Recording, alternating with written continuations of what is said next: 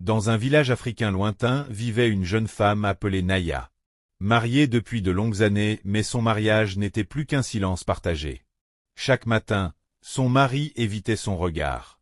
Chaque soir, il rentrait avec le poids d'un manque qu'aucune parole ne comblait. Dans le village, les femmes chuchotaient. Les anciennes soupiraient. On ne la regardait plus comme une épouse, mais comme une terre stérile. Son mari ne la frappait pas. Il ne la maudissait pas. Mais son regard faisait pire, il se vidait d'espoir. Naya priait. Elle avait prié jusqu'à l'épuisement. Elle avait bu des décoctions amères, porté des talismans, dormi sous les arbres sacrés. Rien. Puis un soir, alors que la lune se noyait dans l'océan, elle entendit un murmure interdit. On parlait d'un génie ancien, plus vieux que les villages, vivant au fond des eaux profondes. Un esprit que les pêcheurs n'osaient nommer qu'à voix basse. On disait qu'il exauçait tous les vœux, mais qu'il ne donnait jamais sans conséquence. Mais Naya n'écouta pas les mises en garde.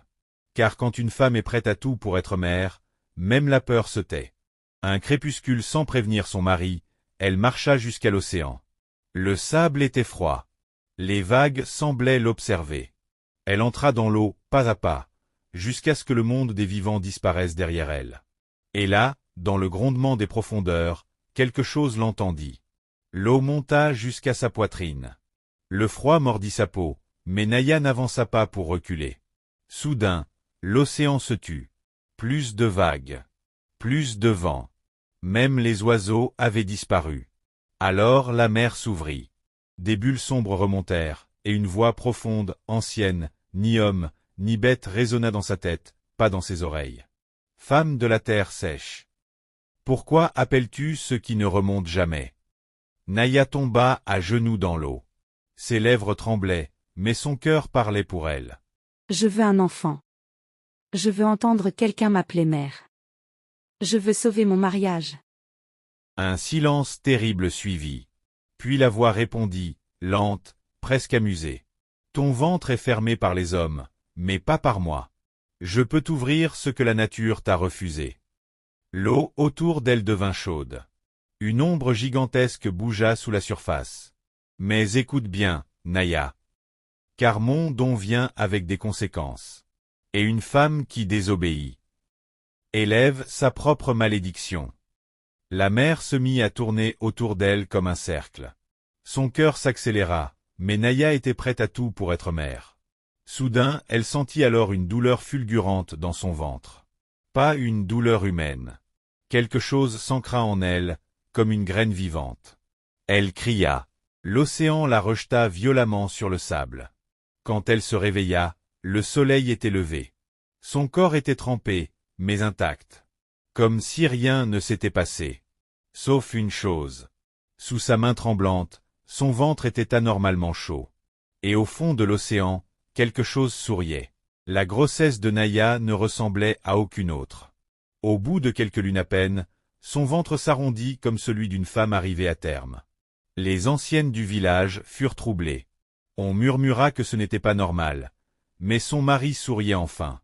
Il la regardait comme avant. Il riait. Il redevenait tendre. Et Naya se taisait. La nuit, elle ne dormait plus. Car dans son ventre, quelque chose bougeait trop consciemment. Ce n'était pas de simples coups. C'était comme si l'enfant tapait pour répondre. Parfois, l'eau posée près de son lit se mettait à vibrer. Parfois, elle se réveillait avec de petits vers sous les ongles, sans savoir pourquoi. Puis vint le jour de l'accouchement. Il n'y eut pas de cris ordinaires. Pas de sang comme chez les autres femmes. Quand l'enfant sortit, le vent s'arrêta net. Même les chèvres se couchèrent au sol. Le ciel gronda comme pour annoncer une malédiction au village. C'était un garçon. Silencieux. Trop silencieux.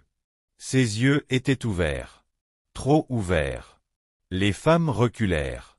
La sage-femme murmura une prière, puis s'arrêta brusquement. Il ne pleure pas.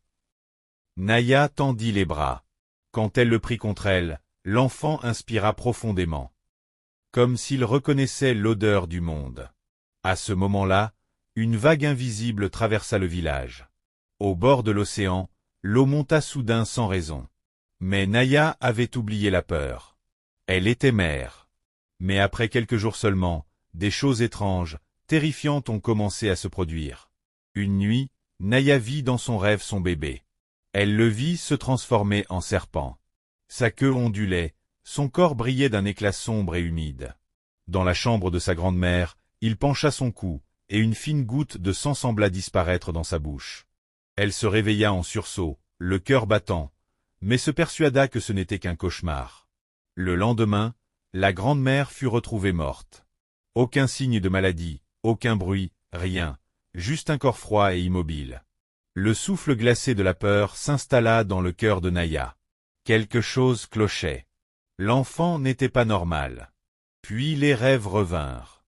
Encore et encore.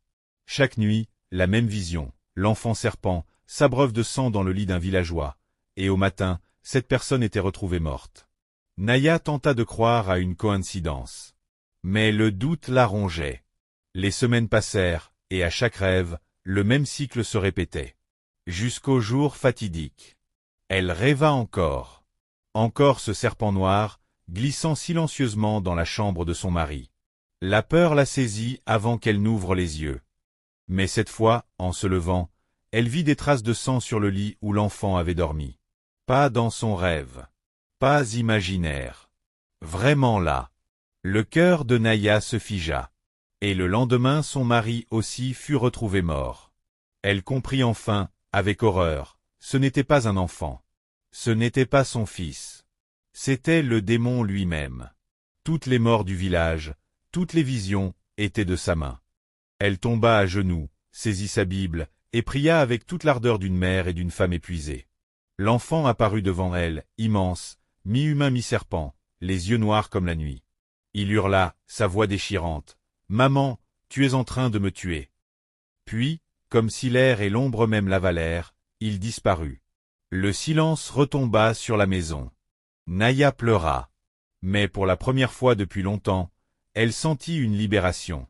Elle avait survécu au démon, et le village, enfin, était en paix. Plusieurs années passèrent et Naya se remaria et cette fois si elle tomba enceinte naturellement. L'enfant n'était pas démon, Naya avait compris. Il ne faut jamais demander au diable. Toujours demander à Dieu. Et attendre le timing parfait.